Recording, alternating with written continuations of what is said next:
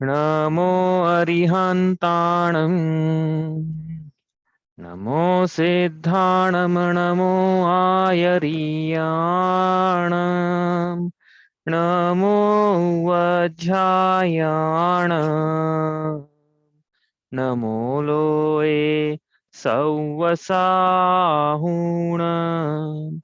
तीन भुवन में सार वीतराग विज्ञानता शिव स्वरूप शिवकार नमः त्रियोग समारिके। परम मांगलिक ग्रंथ श्री छेड़ाला जी की 6 ढालों में से हमारी छठी ढाल अंतिम ढाल पर चर्चा चल रही है। जैसे पंडित श्री दौलत राम जी ने मुनिचर्या का वर्णन किया है, इसमें हम पढ़ रहे हैं 28 मूल गुण। 28 मूल गुण कौन कौन से हैं?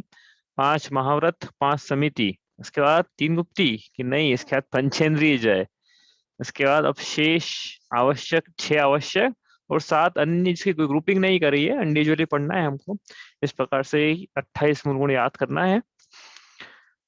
इसमें चल रहा है हमारा वर्णन हुआ है किसका? पंच महाव्रत चरण समिति पंच प्रकार प्रबल पंचेंद्रिय जय से 15 मूल गुणों का वर्णन हुआ है। अब हम पढ़ रहे हैं क्या? हम पढ़ रहे हैं 6 आवश्यक, छंद नंबर 5। समता समारे थुति उचारे वंदना जिन देव को नित करे श्रुति रति करे प्रतिक्रम तजे तन अहमेव को जिनके ननो नन दंत धोवन लेश अंबर आवरण भूमाहि पिछली रयनि में कछु शयन एकासन करन। तो यहाँ पे अब 6 आवश्यकों की चर्चा हो रही है। आवश्यक किसे कहते हैं? याद है किसी को किसे कहते हैं आवश्यक? कोई बताना चाहता है क्या होता है आवश्यक? जो अंडरस्टैंडिंग में होता है, तो परिभाषा नहीं भी याद हो तो चलेगा। हम क्या समझते हैं आवश्यक से? आवश्यक मतलब जरूरी, और क्या समझते हैं? हाँ, मैंडेटरी। क्या परिभाषा होनी थी? अपन ने व्युत्पत्ति पर एक परिभाषा होनी थी आवश्यक की। वश्य, वश्य मतलब लिखना पड़ेगा, ऐसे क्या है याद नहीं रहता है। अपन लिखें तो लोग लिखेंगे, अपन नहीं लिखेंगे तो लोग भी नहीं लिखेंगे, ऐसा रहता है ना। तो एक सेकेंड ना, वो क्या टचपैड चल नहीं रहा है, तो मैं इस पे लिखता हूँ जितना दिखे वो आपको। बड़ा कर सकते हैं इसको अपन थोड़ा सा। हाँ, आवश्यक हो सकता है आपको दिख रहा हो। हाँ, आवश्यक तो अपन ने बनाया था वश्य। वश्य क्या होता है? जो इंद्रियों के कषायों के राग द्वेष के अधीन हो, उसे वश्य कहते हैं। अवश्य क्या होता है? जो इनके अधीन नहीं है। नहीं है, अ लगा दिया ना, निगेट कर दिया उसको, नहीं है। तो आवश्यक क्या है फिर? आवश्यक कि जो इंद्रियों कषायों राग द्वेष के अधीन नहीं है, ऐसे जीव का योग्य कार्य कर्म उसे कहते हैं आवश्यक। ठीक है, तो कहने की तो व्युत्पत्ति पर एक परिभाषा है। देखो, हमेशा व्युत्पत्ति पर एक परिभाषा जो एटाइमोलॉजिकली जो परिभाषा मिलेगी ना, वैसी मिलेगी। हाँ, इस प्रकार से कोई मन से बनाई हुई नहीं है, शास्त्रों में इस प्रकार से आचार्यों ने परिभाषा बनाई है। पुरुष किसे कहते हैं, स्त्री किसे कहते हैं, नपुंसक किसे कहते हैं, अनंतानंदी किसे कहते हैं, ये सब परिभाषाएं क्या है, व्युत्पत्ति से इसकी सबकी परिभाषाएं मिलती है। ठीक है, जैसे आवश्यक किसे कहते हैं, ये परिभाषा है। अब क्या पढ़ रहे हैं हम? मुनिचर्या का वर्णन पढ़ रहे हैं 28 मूल गुणों का। तो मुनियों के द्वारा, जो कि कषायों के अधीन नहीं है, इंद्रिय विषय भोगों के अधीन नहीं है, राग द्वेष के अधीन नहीं है, ऐसे जीव कौन है? ऐसे जीव सम्यक दृष्टि है। तो अब यहाँ पंचायत की चर्चा है, तो ऐसे दृष्टि, ऐसे सम्यक दृष्टि मुनिराज की चर्चा है यहाँ पे। तो मुनिराजों का वर्णन है, मतलब कहने का क्या मतलब है, गृहस्थों के भी आवश्यक होते हैं, मुनिराजों के भी होते हैं। गृहस्थों के आवश्यक हमने पढ़े थे, देव पूजा गुरु उपासना शास्त्र स्वाध्याय तप दान संयम। अब यहाँ पढ़ रहे हैं हम मुनिराजों के आवश्यक। तो उनके 6 आवश्यक कौन कौन से हैं? तो अपन ने पंक्ति पढ़ी थी, क्या था यहाँ? पंक्ति वापस नहीं पढ़ रहे, खोल नहीं पाएंगे, यहाँ पे बोलते हैं जो समता, समता समारे। हाँ, तो पहला आवश्यक क्या है? सामायिक। दूसरा, समता समारे थुति उचारे स्तुति। वंदना जिन देव को वंदना। ठीक है। और इसके बाद नित्य करें श्रुति, अब यहाँ पर श्रुति आया है ना, तो मैं श्रुति को थोड़ा साइड में लिख देते हैं अभी, है ना। ये लो, चली गया ये, एक सेकंड, आ गया वापस, चलो। श्रुति, ठीक है, इसको लिखते हैं साइड में। नित्य करें श्रुति रति करें प्रतिक्रम। नित्य करें श्रुति रति, मतलब स्वाध्याय से क्या करते हैं, रति करते हैं, और क्या करते हैं, नित्य करें श्रुति रति करें प्रतिक्रम, प्रतिक्रमण, है ना। और प्रतिक्रमण के बाद उन्होंने लिखा तजे तन अहमेव को, तो एक स्पेस छोड़कर हम लिखते हैं तजे तन अहमेव को, मतलब क्या, तजते हैं तन से अहम पना। अहम पने का क्या हुआ उनको, अब क्या है, ममत्व का भाव नहीं है भैया, राग आदि का जो भाव है, इस प्रकार से जो बच गया है शेष राग, जो थोड़ा सा भी राग बच गया है शरीर के प्रति, उसका भी वो निवारण करते हैं निश्चित काल के लिए, उसको कहते हैं कायोत्सर्ग। का परिभाषा देखेंगे अभी सबकी, इसलिए लिख रहे हैं कायोत्सर्ग। ठीक है। अब एक दिक्कत यहाँ पे है, देखो कितने होगा ये, श्रुति हटा दो तो 5 हो रहे हैं, और लिखने कितने हैं, 6 आवश्यक लिखना है। हम्म।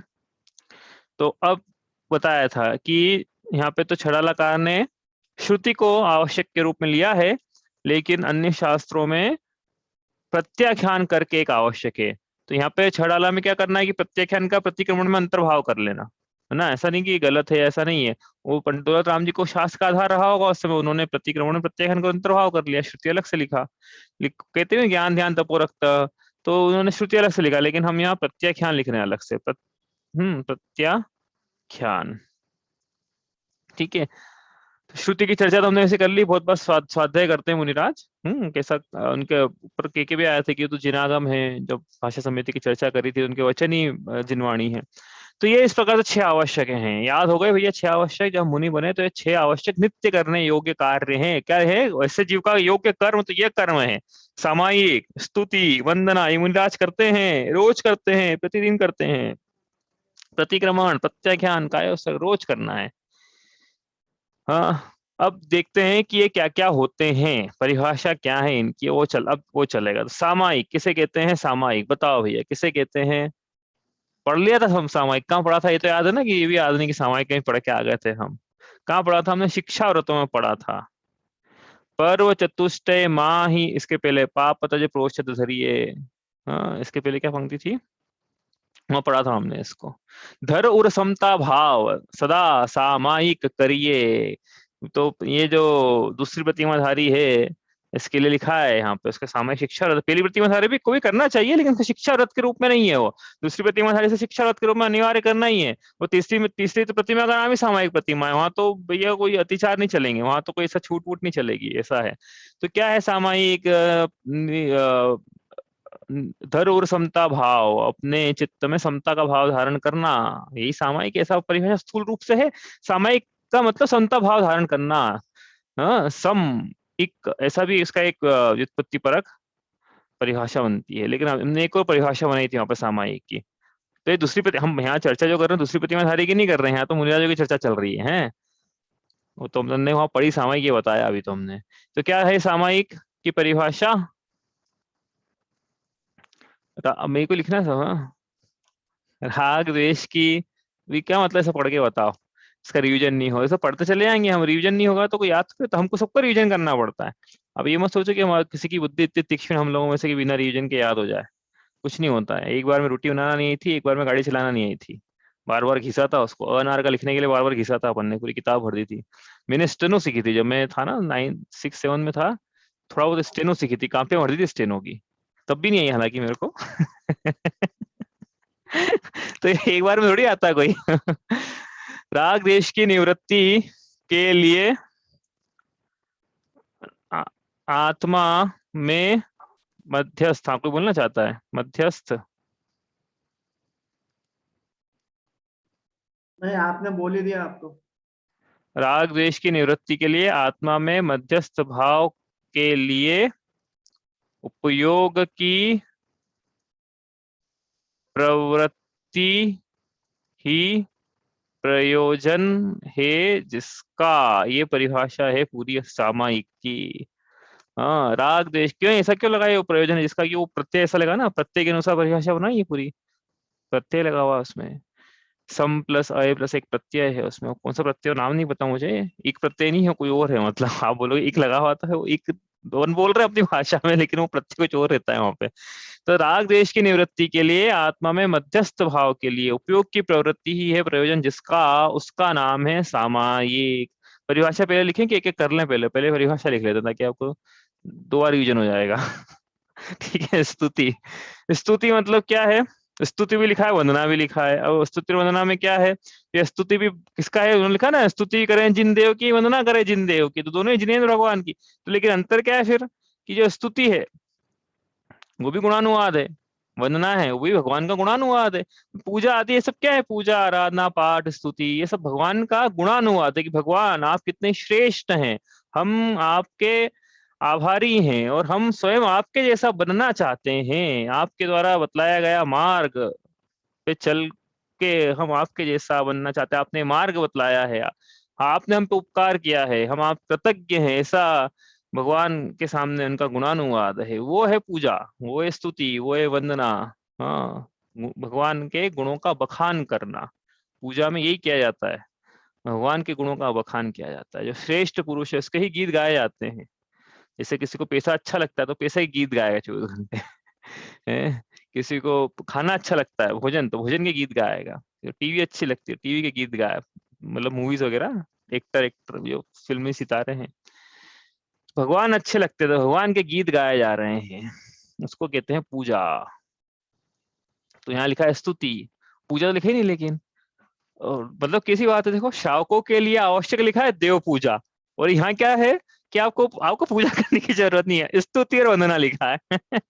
तो पूजा और स्तुति क्या है, पूजा अष्टद्रव्य से जो की जाती है भगवान की, उससे पूजा की संज्ञा दी है हम लोगों ने, मतलब भगवान का गुणानुवाद जो अष्टद्रव्य से किया जाए वो पूजा की संज्ञा पाता है। तो अष्टद्रव्य की अनिवार्यता नहीं है उन्हें राजों को, तो पूजा की अनिवार्यता भी नहीं है, वो स्वयं पूज्य है, जगत पूज्य है वो स्वयं।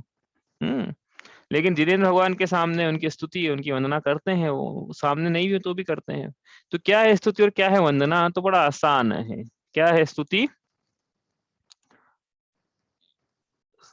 सामूहिक गुणानुवाद, गुणानुवाद। अब किसका सामूहिक, कि सामूहिक समूह में बैठ कर नहीं, जिनेंद्र भगवान के समूह का सामूहिक रूप से गुणानुवाद करना, जिनेंद्र भगवान के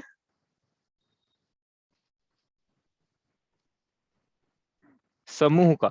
अब क्या इसका मतलब है, उदाहरण के लिए समूह का सामूहिक गुणानुवाद क्या है इसका मतलब, जैसे जैसे श्री ऋषभो न स्वस्ति स्वस्ति श्री अजित, क्या है ये स्तुति है, ये भगवान, क्योंकि 24 तीर्थंकर का एक साथ गुणानुवाद किया जा रहा है। हाँ, या फिर मुनि सम शुचि शीतल नीर कंचन भृंग भरो प्रभु वेग हरो भव पीर याते धार करो। इसके बाद क्या है, नहीं ये तो भगवान की होगी ना, वो वाली क्या है, मुनि मन सम शुचि नीर, 24 भगवान चतुर्विंश तीर्थंकर का एक साथ गुणा मतलब स्तवन करना, कहने का मतलब जैसे उदाहरण लिख लेते हैं, यहाँ पर उदाहरण पूरा कर लेते हैं। चतुर्विंशति पाठ कहने का क्या मतलब है कि सामूहिक, या तो 20 तीर्थंकर का एक साथ सामूहिक गुणानुवाद करना। नहीं नहीं, स्तुति करना, बोलना है, ये तो पाठ बोलना है, उनके पास थोड़ी रहेगा चढ़ाने के लिए, वो पाठ करना है, पाठ लिखा है ना यहाँ पे, स्तवन करना है, पाठ बोलना है, या अंतर्जल्प से बहिर्जल्प से स्तुति करना है, वो है चतुर्विंशति। तो समझना क्या था कि सामूहिक सबका करना है। अच्छा अपन पहले वंदना कर लेते तो उस पर वापस आ जाएंगे। स्तुति, अब वंदना क्या है, किसी एक किन्हीं एक भगवान का गुणानुवाद करना, किन्हीं एक भगवान का गुणानुवाद करना, जैसे जैसे पार्श्वनाथ चालीसा। किसकी है पार्श्वनाथ चालीसा, किसमें उसका गुणानुवाद क्या है, पार्श्वनाथ भगवान का, पार्श हाँ, इस प्रकार से ये है। समझ में आ गई बात, क्या अंतर है इन दोनों में। आपको लगेगा कि ये तो एक जैसे, एक्चुअली क्या है, बोलचाल की भाषा में तो इंटरचेंजेबली यूज किए जाते हैं शब्द, स्तुति और वंदना को एक ही माना जाता है बोलचाल की भाषा में, तो कोई दिक्कत नहीं है। लेकिन जब आवश्यक की चर्चा करें तो ये ध्यान रहना चाहिए कि स्तुति नाम का आवश्यक अलग है, सामूहिक गुणानुवाद है, तीर्थंकरों के समूह का सामूहिक रूप से गुणानुवाद किया है। और वंदना में किसी एक तीर्थंकर, जैसे भगवान महावीर की पूजा करी, हाँ, तो वो भगवान महावीर का गुणानुवाद है, तो वो उनकी वंदना है। हाँ, और चतुर्विंश तीर्थंकर की पूजा करी एक साथ, तो वो स्तुति है। हाँ, 20 तीर्थंकरों की पूजा करी एक साथ, तो वो स्तुति है। सिमंदर स्वामी भगवान की पूजा करी एक, तो वंदना है। इस प्रकार से डिफरेंशिएशन है। अपन ने पूजा में लगाया है, लेकिन मुनिराजों के लिए पूजा नहीं आएगा शब्द। मुनिराजों के लिए वो जैसा स्तवन करते हैं, पाठ करते हैं, वो उस प्रकार से लगाना है उसको। ठीक है, तो ये अंतर है दोनों में। समझ में आ गया? स्तुति किसे कहते हैं? आसान है। प्रतिक्रमण, प्रतिक्रमण क्या है बताओ? अब ये पूछा भी था ना किसी ने, प्रतिक्रमण और कायोत्सर्ग में, पता नहीं क्या कोई प्रश्न था कि क्या अंतर होता है, तो उन्होंने प्रतिक्रमण करके आवश्यक आएगा आगे, तो अपन करेंगे। क्या है प्रतिक्रमण? हाँ हाँ, पूर्व के दोषों से आत्मा को पृथक कर पुनः गुणों में स्थापित करना। मतलब क्या है कि पुराने जो दोष लगे हैं उनका, उनकी निंदा करना, ग्रह करना, और स्वयं को वापस गुणों में स्थापित करना। करते हम भी प्रतिक्रमण पाठ करते हैं कि हे भगवान, मेरे द्वारा मन वचन काय कृत कारित अनुमोदना से जाने अनजाने प्रत्यक्ष प्रत्यक्ष कोई त्रुटि त्रुटि हुई है, हाँ, हिंसा हुई है, तो उसके लिए मैं अपनी निंदा करता हूँ, प्रतिक्रमण करता हूँ, प्रायश्चित करता हूँ। ये प्रतिक्रमण पाठ है भैया। हाँ, इस प्रकार से क्या करना? हाँ, आलोचना पाठ है एक तरह से, कि पूर्व के दोषों से आत्मा को पूर्व के दोष मतलब पूर्व में किए गए दोष है। पूर्व के दोष मतलब उसी पूर्व में किए गए दोष है, लिख लेते हैं तो पूर्व दिशा हो जाएगा। पूर्व में किए गए दोष, किए गए दोषों से।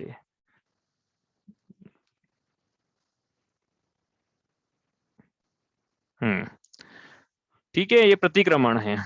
तो प्रत्याख्यान क्या है फिर ये? हम्म, तो ये प्रतिक्रमण था, पूर्व में दोष हुए हैं मुनिराजों से भी, वो तो पूरा यत्नाचार पूर्वक प्रवृत्ति कर रहे हैं, प्रमाद का भी उनके अभाव है। लेकिन इसका मतलब ये नहीं है कि दोष हो सकता लगे, मतलब दोष लगे ही ना, ऐसा नहीं है। उनके संयोजन के साथ चौकड़े का उदय है, राग का उदय है, उनके भी दोष लग सकते हैं, तो उसके लिए वो प्रतिक्रमण करते हैं। ये है वो। ले परिभाषा लिख लेते हैं, फिर समझेंगे अपन। और प्रत्याख्यान, प्रत्याख्यान क्या है? मन वचन काय कृत कारित अनुमोदना से। प्रत्याख्यान का मतलब क्या होता है? वैसे अपन ने प्रत्याख्यान कषाय पढ़ी है। हाँ, कहाँ प्रत्याख्यान का मतलब बताया था? अप्रत्याख्यान, प्रत्याख्यान। हाँ, क्या अंतर याद है किसी को? अनंतानुबंधी, अप्रत्याख्यान, प्रत्याख्यान, संजलन, ये 4 शब्दों के अर्थ उस समय देखे थे हमने। प्रत्याख्यान का मतलब होता है त्याग करना, और अप्रत्याख्यान मतलब किंचित भी त्याग न करना। इसलिए अप्रत्याख्यान का उदय है तो किंचित भी पापों का त्याग नहीं होता है। प्रत्याख्यान का उदय हो, अप्रत्याख्यान का नहीं हो, तो किंचित तो होता है, लेकिन पूरे पूरे पापों का त्याग नहीं होता है। इसलिए प्रत्याख्यान का मतलब त्याग करना है। तो मन वचन काय कृतकार्य तदनुमोदना से क्या करना? दोषों का त्याग करना। अब दोषों का त्याग करना आपको सोच लगेगा एक ही बात है, तो ऊपर भी तो यही करा था, दोषों से आत्मा को पृथक करके पुनः गुणों में स्थापित किया था। प्रत्याख्यान का मतलब यही है। तो प्रतिक्रमण जो है ना, पूर्व में जो दोष लगे हैं उनका प्रतिक्रमण किया जाता है, कि मुझसे दोष लगे हैं भगवान, मैं उसके लिए प्रतिक्रमण करता हूँ। और ये क्या है प्रत्याख्यान में? कि भविष्य में कोई दोष न लगे, वो वैसा पार्ट है कि मैं जो दोष लग गए हैं, अब भविष्य में दोष नहीं लगेंगे मुझसे। इस प्रकार का वो त्याग किया गया है दोषों का, कि अच्छी बात नहीं है। मतलब कि ये तो क्या है कि अच्छा है, तो पन्ना आपने बताया था प्रतिक्रमण, तो दोष लगाए खूब और प्रतिक्रमण करने बैठ जाए तो नहीं, छात्र प्रत्याख्यान भी है कि भविष्य में से दोष न लगे मुझसे, इसके लिए प्रत्याख्यान करता हूँ, मैं दोषों का त्याग करता हूँ, भविष्य में दोषों को नहीं लगाऊंगा। लेकिन लगे तो क्या करें? वापस प्रतिक्रमण करें, वापस प्रत्याख्यान करें, फिर प्रतिक्रमण, प्रत्याख्यान। हाँ, इस प्रकार से ये है। और कायोत्सर्ग, अंत में क्या है कायोत्सर्ग? बताओ, ये कायोत्सर्ग करते ना अपन, क्या है कायोत्सर्ग? मतलब क्या होता है?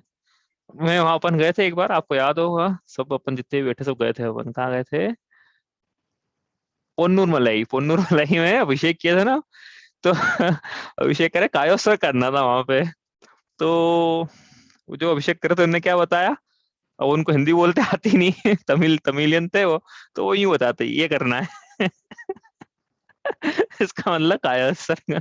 अब ठीक है, लोक व्यवहार में तो ऐसे ही बोला जाता है क्या, कि नोवा नमोकार मंत्र पढ़ना, इसको कायोसर्ग बोलते हैं, लेकिन कायोसर्ग का मतलब ये नहीं होता है कि नौवार नमोकार मंत्र, वो तो बोला जाता है कि नौवार नमोकार मंत्र के माध्यम से कुछ करना है, पंच परमेष्ठी को स्मरण करते हुए कुछ करना है, क्या करना है, लेकिन जैसा कि उसका नाम है वैसे उसका काम है। काय से उत्सर्ग, उत्सर्ग का मतलब क्या है, छोड़ना, उत्सर्ग समिति, प्रतिष्ठापन समिति, उत्सर्ग, काय का त्याग करना। तो काय का कैसे त्याग कर देंगे, समाधि ले लें क्या, कि नहीं, बोले निश्चित काल के लिए, लिखो उस परिभाषा को, निश्चित काल के लिए काय से राग के विकल्पों का त्याग करना।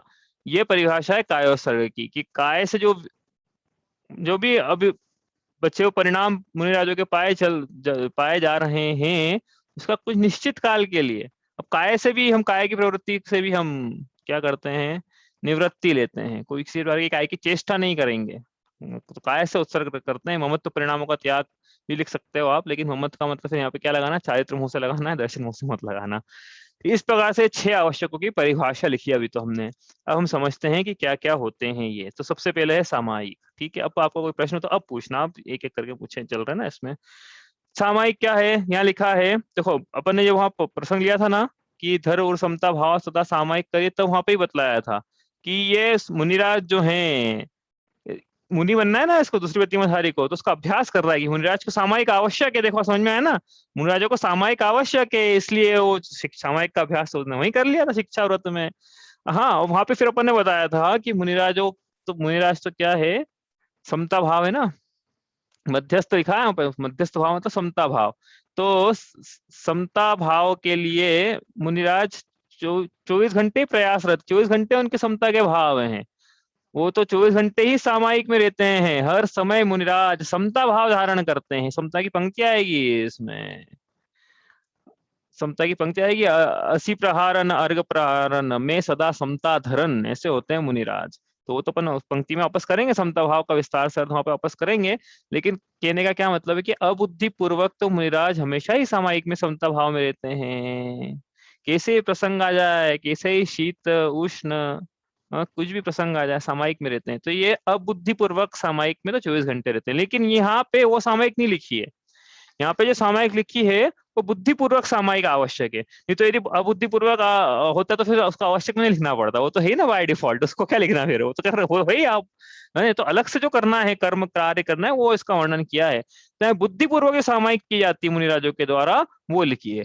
आपने बहुत बार देखा होगा कि भोजन के आहार के बाद मुनिराजों के दर्शन करने जाते हैं, और हम क्या, हमको क्या सुनने को मिलता है कि मुनिराज सामायिक कर रहे हैं।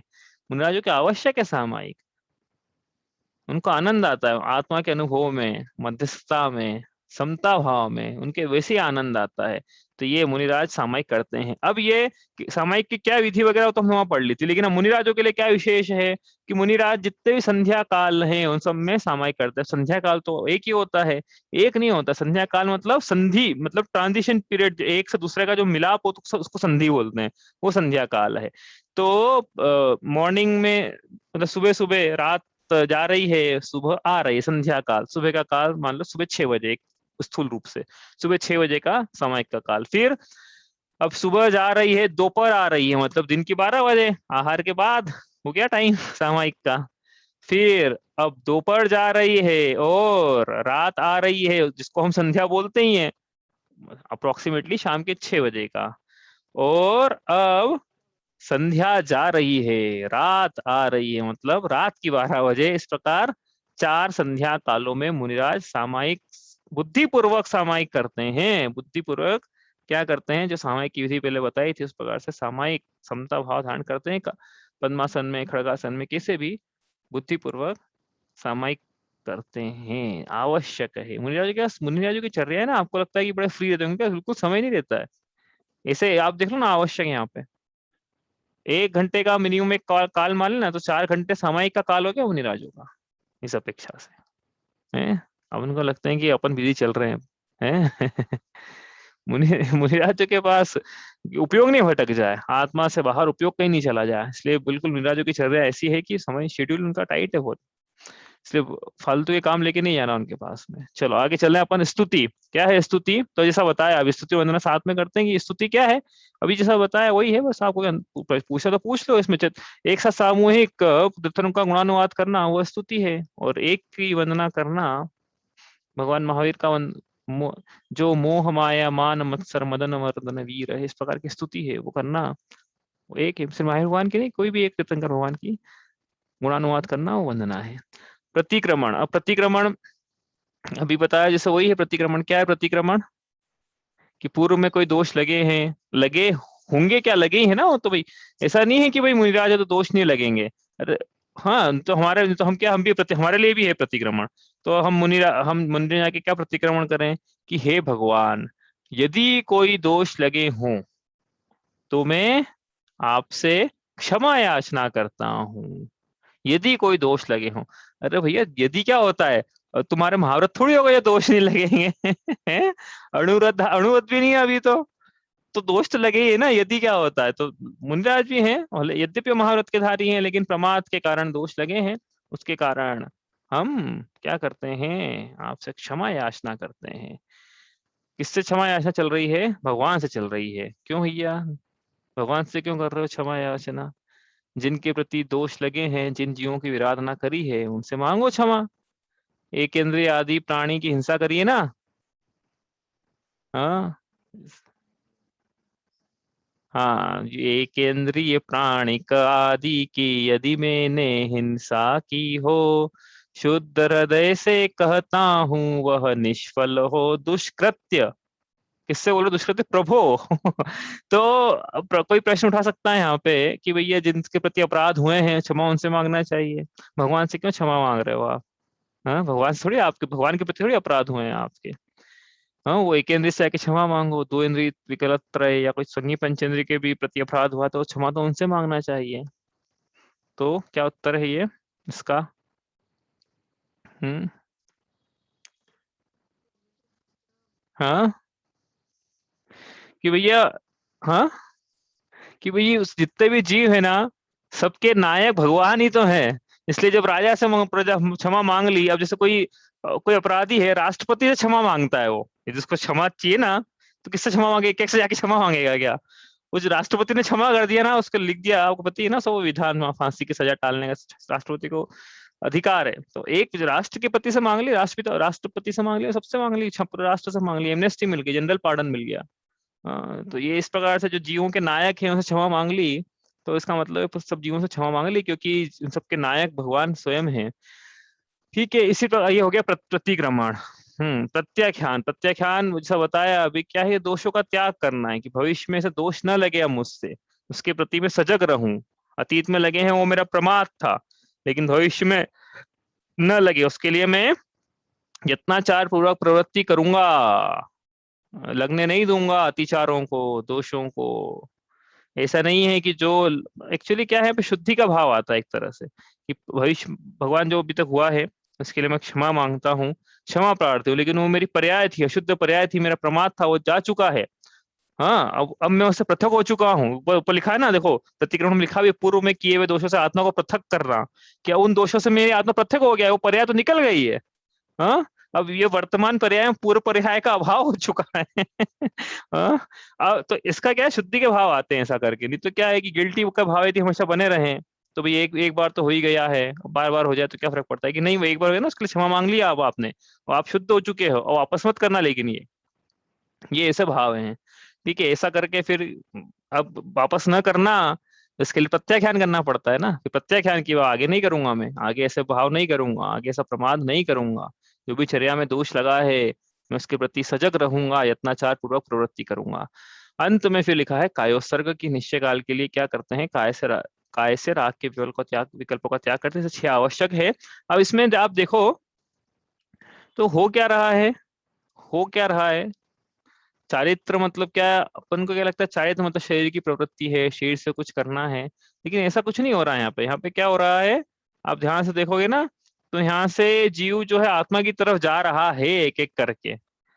देखो चित्त ज्यादा स्थिर नहीं रहता है, उपयोग की प्रवृत्ति ज्यादा देर तक आत्मा में स्थिर नहीं रहती है, तो जीव क्या करता है, भगवान का गुणानुवाद करो आप, चतुर्विंश तीर्थंकर का गुणानुवाद करो। और यदि उपयोग की सूक्ष्मता आ जाए ज्यादा तो एक भगवान का गुणानुवाद करो। ठीक है। और फिर क्या करो कि जो पूर्व में दोष लगे हैं उससे अपने को पृथक करो, भविष्य में जो दोष न लगे उसका त्याग करो भविष्य में दोष लगने का। तो ऐसा करते हुए फिर अब क्या बच गया है, अब ये काय की जो प्रवृत्ति बच गई थी उसका भी कायोत्सर्ग के माध्यम से त्याग किया। अब ऐसा करते हुए करना क्या था, करना जो सामायिक में लिखा था ना वो करना था। तो उसके लिए पूरे नीचे का पूरा विधान है कि स्तुति वंदना करते हुए, प्रतिक्रमण प्रत्याख्यान करते हुए, कायोत्सर्ग धारण करते हुए। अब तो काय का भी कोई काम नहीं बचा। तो बचा क्या फिर काम, कि अब आत्मा में आत्मा की लीनता का काम बचा है, उपयोग की प्रवृत्ति आत्मा में समता भाव के लिए यही प्रयोजन बचा है। तो राग देश की निवृत्ति के लिए आत्मा में मध्यस्थ भाव के लिए उपयोग की प्रवृत्ति करेंगे।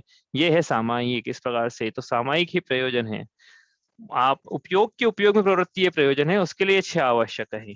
हाँ, एक एक करके ऐसे आगे बढ़ाया है कि ये नहीं होता तो ये करो, ये नहीं होता तो ये करना है, ये नहीं होता तो ये करना है। लेकिन अंत में जाके क्या करना है, समता भाव धारण करना है, बुद्धिपूर्वक सामायिक करना है, बुद्धिपूर्वक समता भाव धारण करना है। समता भाव का प्रसंग और आगे आएगा, अपन विस्तार से वहां पे करेंगे। इस प्रकार से ये 6 आवश्यक हैं। ठीक है, कोई प्रश्न है आपका इसमें? कोई प्रश्न पहले था इसमें कि प्रतिक्रमण में और इसमें क्या अंतर में, याद नहीं आ रहा एग्जैक्ट प्रश्न। कोई आपका इसमें हो तो पूछ लो, वरना अपन चलते हैं अब आगे। ठीक है, तो परिभाषा याद रहेगी फिर ये।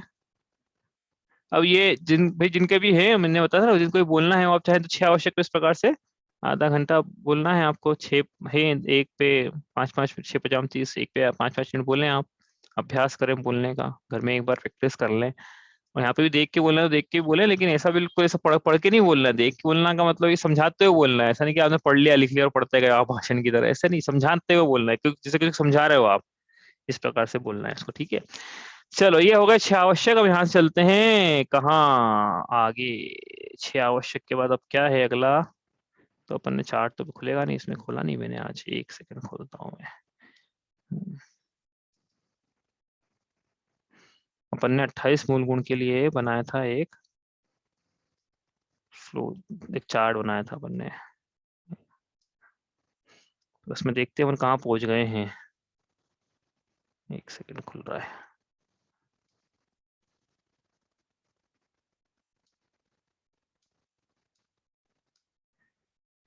ये देखिए,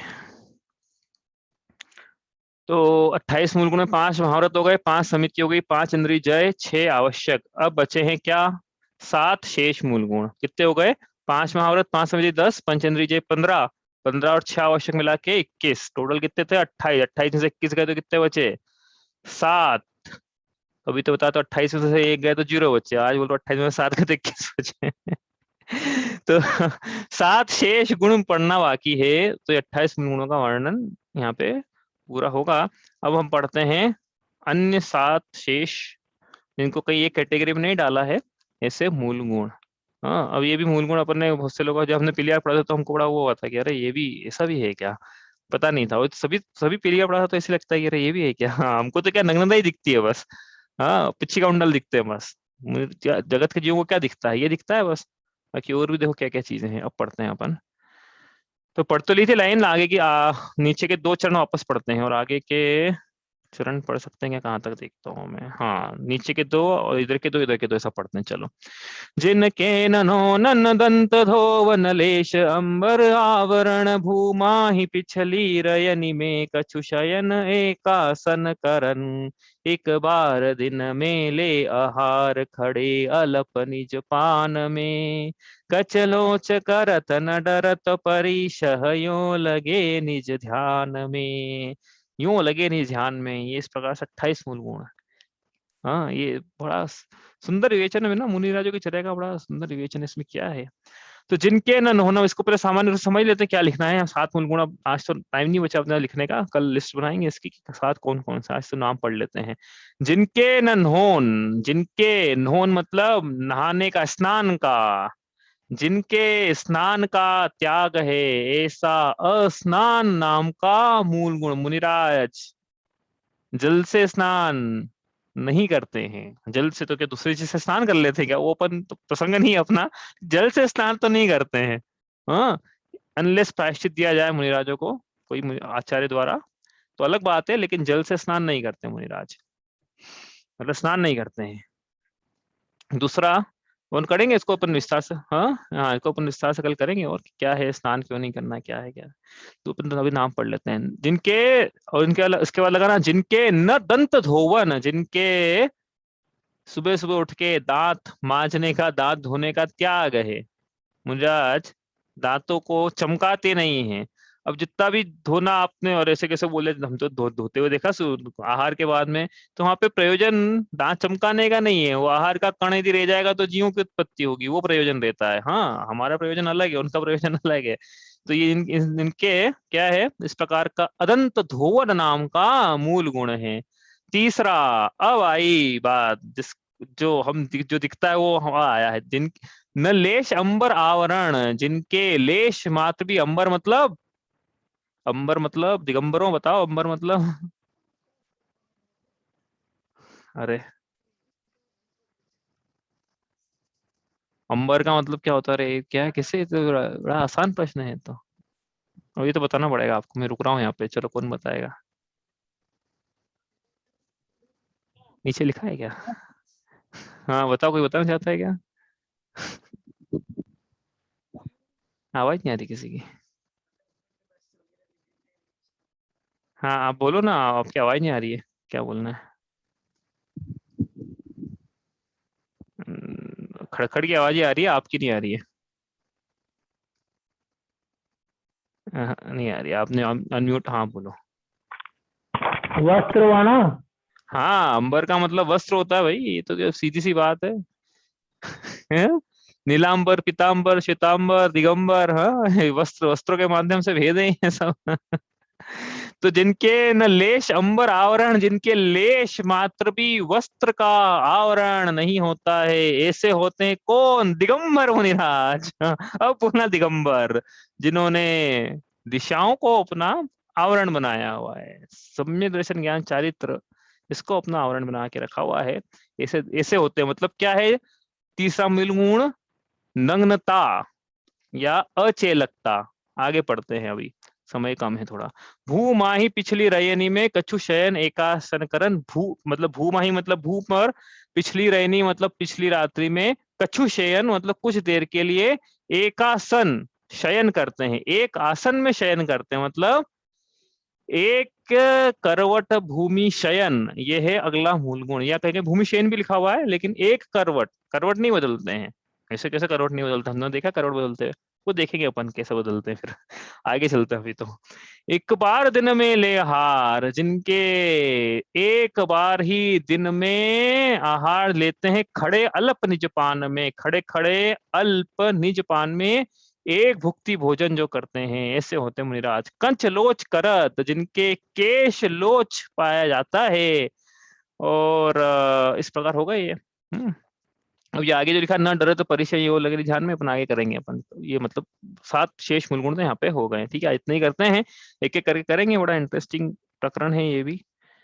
कैसे होते हैं मुनिराज, कैसी होती है दिगंबर दशा, ठीक है, इतने ही करते हैं आज।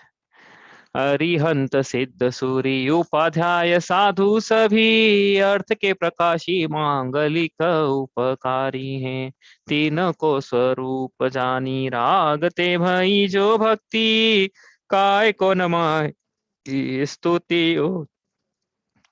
धन्य धन्य तुम ही से काज सब आज भये, कर जोड़ बार बार वंदना हमारी है। मंगल कल्याण सुख ऐसो हम चाहत हैं, हो मेरी ऐसी दशा जैसी तुम धारी है। जहाँ वाणी के ज्ञान ते सूझे लोकालोक, सो वाणी मस्तक नमो सदा देत हूँ धो।